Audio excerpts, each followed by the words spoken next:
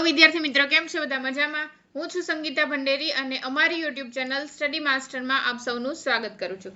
તો ગુજરાત માધ્યમિક અને ઉચ્ચતર માધ્યમિક શિક્ષણ બોર્ડ દ્વારા પ્રશ્ન બેંક આધારિત મૂલ્યાંકનની અંદર હું તમારી સામે લઈને આવી છું ધોરણ 12 ની બાયોલોજીની પ્રશ્ન બેંક 1 જે 2024 ની અંદર ની છે. બરાબર છે. હવે ધોરણ 12 ની અંદર જીવ વિજ્ઞાનનું પેપર છે અને માધ્યમ છે ગુજરાતી. વાત કરીએ એકમ કસોટીના ગુણની, તો કે ટોટલ 25 માર્ક્સની એક્ઝામ લેવાય છે અને સમય છે 1 કલાકનો. બરાબર. તો આજના લેક્ચરની અંદર આપણે વાત કરવાના છીએ એકમ કસોટીને લગતા અમુક ઇમ્પોર્ટન્ટ ક્વેશ્ચન જે તમને એક્ઝામની અંદર પૂછાઈ શકે છે. બરાબર. તો વિડીયો સ્કીપ ના કરતા મારી સાથે વિડીયોના અંત સુધી બન્યા રહેજો, કારણ કે આજે હું તમને આપવાની છું એકમ કસોટીને લઈને ઘણા બધા આઈએમપી ક્વેશ્ચન. બરાબર. તો ચલો શરૂ કરીએ. સૌથી પહેલા આપણે વાત કરીશું વિભાગ એ ની. બરાબર. જેની અંદર 20 ક્વેશ્ચન છે, એમાંથી 5 ક્વેશ્ચનના જવાબ તમારે આપવાના છે અને દરેક ક્વેશ્ચનનો માર્ક્સ થશે 1. બરાબર. એટલે કે એમસીક્યુ ક્વેશ્ચન છે. બરાબર. હવે ક્વેશ્ચન નંબર 1 શું કહે છે? તો કે ખાલી જગ્યાના બીજાશયમાં અંડકની સંખ્યા 1 હોય છે. કોની અંદર અંડકની સંખ્યા 1 હોય છે? તો કે વાત કરીએ આપણે ઓર્કિડ્સની, કેરીની, તરબૂચ અને પપૈયું. આ બધામાંથી 4 માંથી કોની અંદર એક જ અંડકની સંખ્યા હોય છે, એના વિશે વાત કરવાની છે. તમારે જવાબ આપવાનો છે.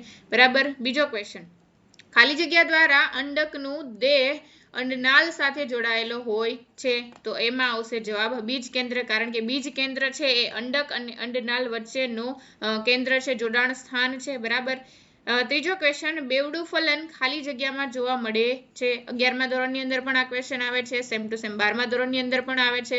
બેવડું ફલન એટલે કે આપણે જે સપુષ્પી વનસ્પતિની વાત કરતા હતા એની અંદર બેવડું ફલન જોતા હતા, એ કોણ છે? સપુષ્પી વનસ્પતિનો મતલબ શું થાય? તો કે આવૃત બીજધારી વનસ્પતિ. બરાબર છે.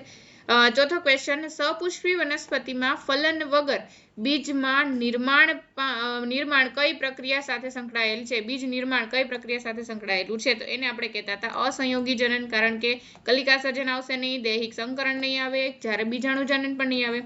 તો ડાયરેક્ટ જવાબ ખબર પડી જાય. ફલન વગર બીજનું નિર્માણ થાય તો એને આપણે કહીએ અસંયોગી જનન. પાંચમો ક્વેશ્ચન, પરાગરજની ગોળીઓનો ઉપયોગ ખાલી જગ્યા માટે થાય છે. આ ક્વેશ્ચન તમે પરાગરજ વિશે ભણ્યા હતા. બરાબર છે. ચેપ્ટર નંબર 1 ની અંદર સપુષ્પી વનસ્પતિમાં લિંગી પ્રજનન, એની અંદર આપણે પરાગરજની ઉપયોગિતા વિશે વાત કરેલી.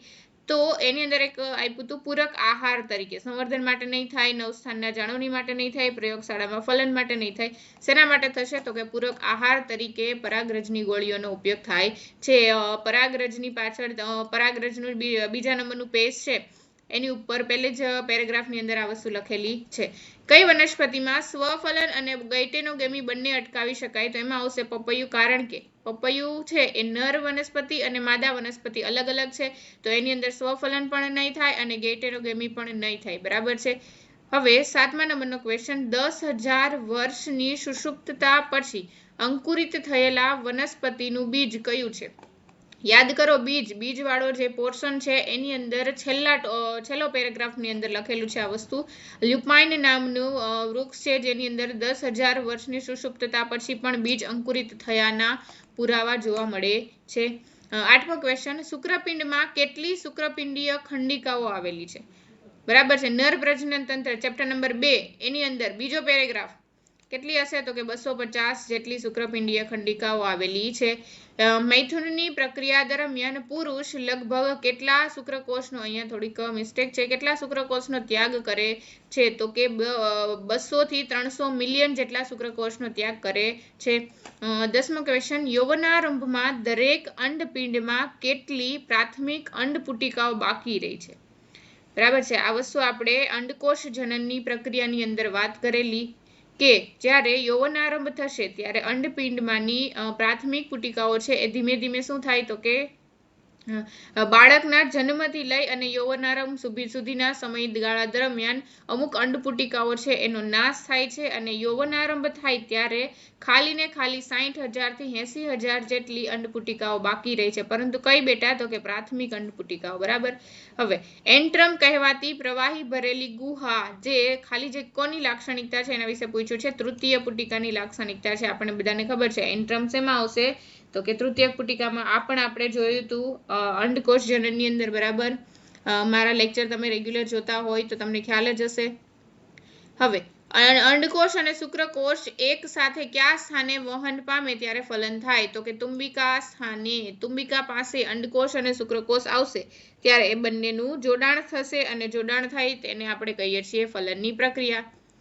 13મો ક્વેશ્ચન, દુગ્ધ સ્ત્રાવના શરૂઆતના દિવસો દરમિયાન દૂધ ઉત્પાદનને આપણે શું કહીએ છીએ? તો કે લેક્ટોઝમ નહીં કહીએ, કોલેસ્ટ્રમ. કોલોસ્ટ્રમ જેને આપણે કહીએ છીએ. ઋતુસ્ત્રાવ તો આવશે જ નહીં, તો ઓપ્શન આવશે બી. કોલોસ્ટ્રમમાં શાનું પ્રમાણ વધારે હોય છે? એમાં આવશે એન્ટીબોડી, કારણ કે સૌથી વધારે એન્ટીબોડી આવશે, એન્ટીજન આવશે નહીં. વિટામિન બી, વિટામિન એ નહીં આવે. 15મો ક્વેશ્ચન, બાહ્ય જનનેન્દ્રિયમાં કોનો સમાવેશ થતો નથી? ભગ, શિશ્ન, શિશ્ન, યોનિપટલ, મુખ્ય ભગોષ્ઠ. આ ત્રણ જે છે બ્લેક કલરમાં લખ્યા છે, એ ત્રણેય છે એ માદા બાહ્ય જનનાંગમાં સમાવેશિત છે, જ્યારે શિશ્ન છે એ માદાની અંદર બાહ્ય જનનાંગની અંદર સમાવેશિત નથી, જ્યારે નરની અંદર બાહ્ય જનનેન્દ્રિય છે. બરાબર છે. 16મો ક્વેશ્ચન, સંવર્ધન દરમિયાન શિશ્ન દ્વારા વીર્યને ખાલી જગ્યામાં ઠાલવવામાં આવે છે. શેની અંદર ઠાલવવામાં આવશે? તો કે યોનિ માર્ગમાં. ગર્ભાશયમાં સૌથી બહારના પાતળા સ્તરને આપણે શું કહીએ છીએ? તો કે પેરીમેટ્રિયમ. ગર્ભાશય ભણ્યા હતા એની અંદર 3 પ્રકારના સ્તર હતા. એક હતો પેરીમેટ્રિયમ, એન્ડોમેટ્રિયમ અને માયોમેટ્રિયમ. માયોમેટ્રિયમ સૌથી મધ્યનું, સૌથી અંદરનું હતું એન્ડોમેટ્રિયમ, જેની અંદર ઋતુસ્ત્રાવની પ્રક્રિયાઓ થશે, ફેરફારો થશે, અને સૌથી બહારનું પાતળું આવરણ હતું એને આપણે કહેતા હતા પેરીમેટ્રિયમ. અહીંયા વિધાનવાળા ક્વેશ્ચન આપ્યા છે. વિધાન એ પી એવું કહેવા માંગે છે કે સફરજન અને સ્ટ્રોબેરી કૂટ ફળ છે, જેને આપણે ખોટા ફળ કહેતા હતા. બરાબર છે. તો આ વિધાન કેવું છે? તો કે સાચું છે. વિધાન ક્યુ ની વાત કરવામાં આવે તો બંને ફળનો વિકાસ માત્ર પુષ્પાસનમાંથી થાય છે. તો આ વિધાન પણ કેવું છે? તો કે સાચું છે. યાદ કરો, સફરજન અને સ્ટ્રોબેરીના ફિગરની અંદર આપણે વાત કરેલી. બરાબર. ક્વેશ્ચન આન્સર વાળા જે લેક્ચર હતા એની અંદર પણ આની વાત કરેલી મેં. તો વિધાન પી અને ક્યુ બંને કેવા છે? તો કે સાચા છે. હવે કાળા મરી અને બીટમાં પ્રદેહનો કેટલોક ભાગ વપરાયા વગરનો ચીર લગ્ન રહે છે. શું શબ્દ યાદ કરો? ચીર લગ્ન, જેને આપણે કહેતા હતા બીજ દેહ શેષ કહેતા હતા. બરાબર.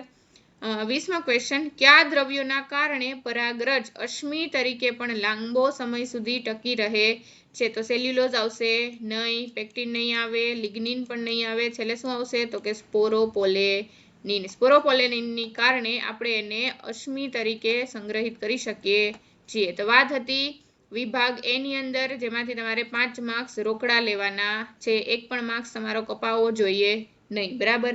કારણ કે મેં દરેક વસ્તુ પોઈન્ટ ટુ પોઈન્ટ મેં તમને લેક્ચરની અંદર સમજાવી છે. જો તમને ના સમજમાં આવ્યું હોય તો તમે મારા લેક્ચર પ્લેલિસ્ટની અંદર, સ્ટડી માસ્ટરના પ્લેલિસ્ટની અંદર તમે ફરી પાછા લેક્ચર જોઈ લેજો. ખૂબ ઇમ્પોર્ટન્ટ ટોપિકો છે. બરાબર. આગળ જોઈએ. વિભાગ બી ની વાત કરવામાં આવે તો અહીંયા તમારે 15 ક્વેશ્ચનમાં આપ્યા છે, એમાંથી 3 ક્વેશ્ચન તમારે પૂછાવાના છે અને દરેક ક્વેશ્ચનના 2 માર્ક્સ છે. બરાબર. પહેલો ક્વેશ્ચન શું કહે છે? તો કે કૃત્રિમ સંવર્ધન પદ્ધતિના તબક્કાઓ સમજાવો. કૃત્રિમ સંવર્ધન પદ્ધતિ યાદ કરો, જેમાં આપણે ભણ્યા હતા કોથળી ચડાવવી ને એ બધી વસ્તુ, વંધીકરણ ને. બરાબર. આવું લખવાનું છે. ભ્રૂણપોષનો વિકાસ સમજાવો. ભ્રૂણપોષ કઈ રીતે બને છે એનો વિકાસ તમારે સમજાવવાનો છે. જો તમારી પાસે ટાઈમ વધતો હોય તો તમે આકૃતિ પણ દોરી શકો છો આની અંદર. ત્રીજો ક્વેશ્ચન છે અસંયોગી જનન. અસંયોગી જનન એટલે ફલન વગર બીજનું નિર્માણ થવું. છેલ્લો ટોપિક સપુષ્પી વનસ્પતિના લિંગી પ્રજનન, એટલે કે ચેપ્ટર નંબર 1 નો છેલ્લો ટોપિક. એના વિશે તમારે લખવાનું છે. ઉદાહરણ સાથે લખવાનું છે. બરાબર. તો જ 2 માર્ક્સ આવશે. ઉદાહરણ લખશો તો જ. હવે લાક્ષણિક દ્વિદળી ભ્રૂણની રચના આકૃતિ દોરીને સમજાવો. ખૂબ જ નાનો ટોપિક છે. દ્વિદળી ભ્રૂણની રચના આપણે લેક્ચરની અંદર વાત કરેલી. સાથે સાથે એની આકૃતિ પણ દોરવાની છે. આકૃતિનો 1 માર્ક્સ હશે અને લખાણનો 1 માર્ક્સ, એટલે તો બંને વસ્તુ લખવી જ ફરજિયાત છે. હવે ફળના પ્રકાર સમજાવો. આના વિશે વાત કરેલી છે. છઠ્ઠો ક્વેશ્ચન છે પરાગરજની નુકસાનીતા અને ઉપયોગિતા સમજાવો. પરાગરજ કઈ રીતે નુકસાન થાય છે? નુકસાનની અંદર આવશે એલર્જી થશે. ઘણાને પરાગરજની એલર્જી હોય, એની નુકસાનીતા છે. ઉપયોગિતાની વાત પણ કરવાની છે. ઉપયોગિતા માટે અમુક ક્વેશ્ચનો પણ આપણે એમસીક્યુ ની અંદર જોયા, એના ઉપરથી તમે 1-2 પોઈન્ટ લઈ શકો છો. બરાબર. હમણાં આપણે વાત કરી કે પરાગરજની ગોળીઓ છે એ પૂરક આહાર તરીકે ઉપયોગી છે. બરાબર. 7મો ક્વેશ્ચન શબ્દ ભેદ સમજાવો. બંને વચ્ચેનો શું ભેદ છે એના વિશે વાત કરવાની છે. ભ્રૂણપોષી બીજ અને અભ્રૂણપોષી બીજ, આ બંને વચ્ચેનો તફાવત સ્વરૂપે લખી શકો છો, અથવા તો એમને મુદ્દા પાડીને પણ તમે લખી શકો છો. બરાબર. હવે 8મો ક્વેશ્ચન, ગર્ભાશયની રચના સમજાવો, આકૃતિ જરૂરી નથી. જો બેટા અહીંયા સ્પષ્ટ શબ્દમાં લખ્યું છે આકૃતિ દોરવાની નથી, તો ખોટે ખોટો ટાઈમ વેસ્ટ કરવો નહીં. ગર્ભાશયની રચના ખાલી સમજાવવાની છે. 9મો ક્વેશ્ચન, માદામાં દુગ્ધ શ્રવણ ગ્રંથિ વર્ણવો. દુગ્ધ શ્રવણ ગ્રંથિ કઈ આવશે? તો કે સ્તન ગ્રંથિ. સ્તન ગ્રંથિને લઈને કઈ રીતે સ્તન ગ્રંથિ ડ્રો કરવી એના વિશેનો પણ મારો એક વિડીયો આવી ચૂક્યો છે, જે પણ તમે જોઈ શકો છો. ત્યાંથી તમે સ્તન ગ્રંથિ ડ્રો કરતા શીખી શકો છો. પરંતુ અહીંયા આકૃતિની જરૂર નથી, એટલે આપણે અહીંયા આકૃતિ દોરવાની નથી. ખાલી આપણે એનું વર્ણન કરવાનું છે. કઈ રીતે દુગ્ધનો સ્ત્રાવ છે એ ક્યાંથી ક્યાં સુધી થાય છે, એનો ક્રમ કયો છે, એ દરેક વસ્તુ આની અંદર લખવાની થશે. હવે તફાવત આપો શુક્રવાહિની અને અંડવાહિની. આના વિશે પણ આપણે વાત કરેલી છે લેક્ચરની અંદર. નરમાં બાહ્યજનનાંગ અને સહાયક ગ્રંથિઓ વર્ણવો. નરની અંદર બાહ્યજનનાંગમાં આવશે શિશ્ન વિશે લખવાનું છે. 12મો ક્વેશ્ચન, અંડકોશ જનનની ક્રિયા સમજાવતો માત્ર ચાર્ટ દોરો. જો બેટા અહીંયા ખાલી ચાર્ટ પૂછ્યું છે, અંદર લખાણ નથી પૂછ્યું. અંડકોશ જનનની જે અર્ધીકરણ 1 ને અર્ધીકરણ 2 ને જે દરેક પ્રક્રિયાઓ થાય છે, આપણે પુટિકાઓ બનાવી હતી. સાથે સાથે જે બનાવેલી આપણે અંડકોશ જનનની પ્રક્રિયામાં પુટિકાઓ, પ્રાથમિક પુટિકા, દ્વિતીયક પુટિકા, ધ્રુવ, કાય, બરાબર. આ દરેક વિશે તમારે ખાલી ચાર્ટ બનાવવાનો છે. ટેક્સ્ટબુક ની અંદર તમને ચાર્ટ બનાવેલો છે અંડકોશ જનન, શુક્રકોશ જનન બંનેનો. એમાંથી અંડકોશ જનનનો લખવાનો છે. 13મો ક્વેશ્ચન, મનુષ્યમાં ગર્ભ વિકાસની મુખ્ય લાક્ષણિકતાઓ જણાવો. ગર્ભ વિકાસની જે 9 મહિના દરમિયાન બાળકનો ગર્ભ વિકાસ થાય છે એની મુખ્ય લાક્ષણિકતાઓ જણાવવાની છે. પછી છે વ્યાખ્યા, ખાલી ને ખાલી વ્યાખ્યા આપવાની છે. કોને કહેવાય છે શુક્રકાયાંતરણ અને કોને કહેવાય છે સ્પર્મિએશન, બરાબર. એના વિશે વાત કરવાની છે. ખાલી વ્યાખ્યા લખવાની છે. ખૂબ જ નાના નાના 2 ટોપિક છે, 2 લાઈનમાં આવી જાય એવા. પછી છે શુક્રોત્પાદક નલિકાના કોષો અને તેના કાર્ય. ખૂબ ઇમ્પોર્ટન્ટ ક્વેશ્ચન હતો. મેં એ વખતે પણ 2 વાર રિપીટ કરાયો તો મને યાદ છે, તો તમને યાદ હોવું જોઈએ. શુક્રોત્પાદક નલિકાના જે કોષો છે, 2 કોષો, સર્ટોલી કોષ અને જનન કોષ, આ બંને વિશે લખવાના છે. સાથે સાથે એના કાર્ય પણ જણાવવાના છે. તો વાત હતી બી વિભાગની. હવે આપણે વાત કરવાના છીએ વિભાગ સી, જેની અંદર 10 ક્વેશ્ચન છે. એમાંથી 3 ક્વેશ્ચનના જવાબ તમારે આપવાના છે અને દરેક ક્વેશ્ચનનો 3 માર્ક્સ છે. શું છે? તો કે પરાગરજની રચના સમજાવો. પરાગરજની રચના કઈ રીતે થતી હતી એના વિશે સમજાવવાનું છે. એની અંદર જે આવે છે 2 સેલ્યુલોઝની સાથે પેક્ટિનની સાથે સાથે સ્પોરોપોલેનિનનું આવરણ આવેલું છે. એક્ઝાઇન છે, ઇન્ટાઇન છે, એટલે અંતઃ આવરણ છે, બાહ્ય આવરણ છે. આ દરેક વિશે તમારે સમજાવવાનું છે. સાથે સાથે આકૃતિ પણ દોરજો, કારણ કે 3 માર્ક્સનો સવાલ છે. લઘુબીજાણુ ધાનીની રચના, દિવાલ સ્તરોની રેખાંકૃતિ આકૃતિ દોરી સમજાવો. યાદ કરો, પહેલા લેક્ચરની અંદર આપણે લઘુબીજાણુ ધાનીની રચના ભણ્યા હતા. 4 સ્તરોના દિવાલ સ્તર આપણે 4 દોર્યા હતા. એના વિશે તમારે આકૃતિ દોરવાની છે અને સમજાવવાનું પણ છે, બરાબર. 4 સ્તરો વિશે એના કાર્યને પણ વાત કરવાની છે. પરાગનયનના પ્રકારો, એના વિશે વાત કરવાની છે. પાણી દ્વારા થતું પરાગનયન, આ પણ ઇમ્પોર્ટન્ટ છે. ફલિત ભ્રૂણપુટની આકૃતિ દોરી બેવડું ફલન સમજાવો. ક્વેશ્ચન થોડોક લાંબો થઈ જાય. ફલિત ભ્રૂણપુટની ખાલી આકૃતિ દોરવાની છે અને બેવડું ફલન સમજાવવાનું છે. અને આ ફલિત ભ્રૂણપુટની ખાલી આકૃતિ દોરવાની છે, લખાણ લખવાનું નથી.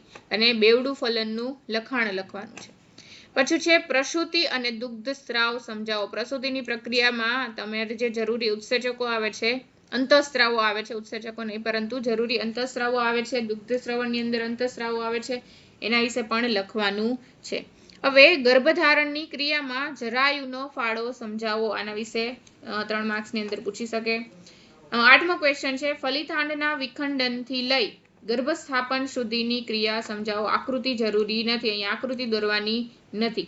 ખાલી ફલિતાંડ, ફલનની પ્રક્રિયા થઈને જે ફલિતાંડ બને છે એમાં વિખંડનની પ્રક્રિયા થાય. 2 કોષ બને, 2 માંથી 4, 4 માંથી 8, 8 માંથી 16, મોરુલા સ્ટેજ, બરાબર. આ દરેક વિશે લખવાનું છે. અને છેલ્લે શું થતું હતું? તો કે ગર્ભકોષ્ઠ કોષો બને, ગર્ભકોષ્ઠ કોષોની પછી ગર્ભકોષ્ઠ કોથળીનું નિર્માણ થાય અને આ ગર્ભકોષ્ઠ કોથળી છે એને આપણે ગર્ભ સ્થાપન કરાવતા હતા, બરાબર. ગર્ભની અંદર જે એન્ડોમેટ્રિયમ લેયર છે એમાં એનું સ્થાપન થશે. દરેક વસ્તુ લખવાની છે. હવે ઋતુચક્રની મુખ્ય ઘટનાઓ સમજાવો. જે 4 તબક્કાઓ છે એના વિશે વાત કરવાની છે, જેની અંદર આકૃતિ જરૂરી નથી. શુક્રકોષની રચના આકૃતિ દોરી સમજાવો. આની અંદર આપણે શુક્રકોષ સ્પર્મની રચના દોરવાની છે અને સાથે સાથે સમજાવવાની છે. એની અંદર આવેલા જે પૂંછડી છે કે આગળ એક્રોઝોમ છે, એ દરેકની રચના શું છે શિશ્નાગ્રહ એ બધાની રચના અને કાર્ય સાથે સમજાવવાનું છે. એના પછી છે વિભાગ ડી, જેની અંદર પાંચ ક્વેશ્ચન આપ્યા છે, એમાંથી એક ક્વેશ્ચન જરૂરી લખવાનો છે. દરેકનો ગુણ 5 માર્ક્સ છે. 5 માર્ક્સના સવાલમાંથી આમાંથી કોઈ પણ એક સવાલ તમને પૂછી શકે છે, તો ખૂબ ઇમ્પોર્ટન્ટ છે, જોઈએ.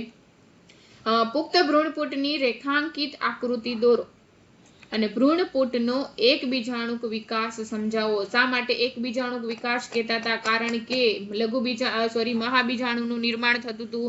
આ 4 મહાબીજાણુમાંથી એક મહાબીજાણુ કાર્યરત હતા, બાકીના 3 મહાબીજાણુ છે અવનત પામતા હતા, એટલે કે નાશ પામતા હતા. એટલા માટે આપણે એકબીજાણુક વિકાસ કહેતા હતા. બરાબર છે. આના વિશે તમારે લખવાનું છે. બીજો ક્વેશ્ચન, અંડકની સંરચના આકૃતિ સહ વર્ણવો. અંડક વિશે લખવાનું છે, એની આકૃતિ પણ દોરવાની છે. અહીંયા પણ તમારે ભ્રૂણપૂટની આકૃતિ દોરવાની છે. મનુષ્યના નર પ્રજનન તંત્રની નામ નિર્દેશયુક્ત અને આકૃતિ દોરી સહાયક નલિકાઓ વિશે સમજાવો. જો બેટા, 2 ક્વેશ્ચન ભેગા કર્યા છે. નર પ્રજનન તંત્રની આકૃતિ દોરવાની છે. નર પ્રજનન તંત્રની આકૃતિ દોરતા જો ન આવડતું હોય તો મારા શોર્ટ વિડીયો સ્ટડી માસ્ટરની અંદર શોર્ટ વિડીયોમાં જાજો. એની અંદર નર પ્રજનન તંત્ર અને માદા પ્રજનન તંત્ર બંનેની આકૃતિ મેં દોરેલી છે. કઈ રીતે તમે ઇઝી વેથી દોરી શકો છો એ દર્શાવેલું છે, એ પણ તમે જોઈ શકો છો. સાથે સાથે સહાયક નલિકાઓ વિશે લખવાનું છે. ચોથો ક્વેશ્ચન એવો જ છે, પરંતુ માદા પ્રજનન તંત્ર છે, આની પણ આકૃતિ દોરવાની છે અને અંડવાહિની વિશે સમજાવવાનું છે. અંડવાહિનીની અંદર 3-4 રચના આપણે જોઈતી. અંડવાહિની, નિવાબ, તુંબિકા, ઇથમસ. બરાબર, આ દરેક વસ્તુ વિશે લખવાનું છે. ફિમ્બ્રી સાથે આકૃતિ પણ દોરજો અંડવાહિનીની. બરાબર, અલગથી. માદા પ્રજનન તંત્રની તો દોરશો જ, સાથે સાથે જો ટાઈમ વધે તો અંડવાહિનીની આકૃતિ દોરીને બતાવી દેવાનું મોટા મોટા અક્ષરથી.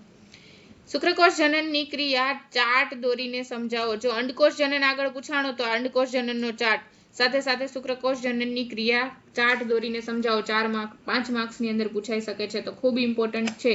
આ જેટલા પણ ક્વેશ્ચન છે એ દરેકમાંથી કોઈ એક ક્વેશ્ચન તો કમ્પલસરી હશે જ. બરાબર છે.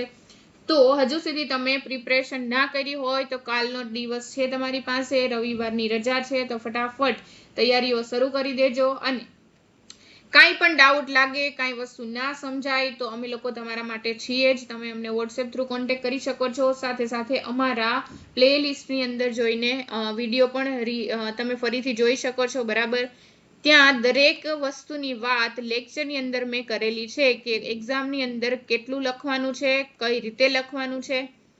તો આવા નવા વિડીયો જોવા માટે સ્ટડી માસ્ટરમાં બન્યા રહેજો. સાથે સાથે આવતીકાલની મંડેની એક્ઝામ માટે તમને બધાને ઓલ ધ બેસ્ટ. અને તમને જો લેક્ચરમાં મજા આવી હોય તો ફટાફટ લેક્ચરને લાઈક કરી દેજો, તમારા મિત્ર સાથે શેર કરી દેજો, કારણ કે આ જે ક્વેશ્ચન મેં તમને આપ્યા છે એ ખૂબ ઇમ્પોર્ટન્ટ છે. બરાબર, ફરી પાછા મળીશું આપણે લાઈવ સેશનની અંદર. અને અમારી ચેનલ ઉપર તમે જો નવા હોય તો ફટાફટ અમારી ચેનલને સબસ્ક્રાઇબ પણ કરી દેજો. અમારા વોટ્સએપ ગ્રુપમાં ના જોડાણા હોય તો જોડાઈ જજો. ફરી પાછા મળીએ નેક્સ્ટ સેશનની અંદર. ત્યાં સુધી all the best, Tata, bye bye, C you. Thank you so much.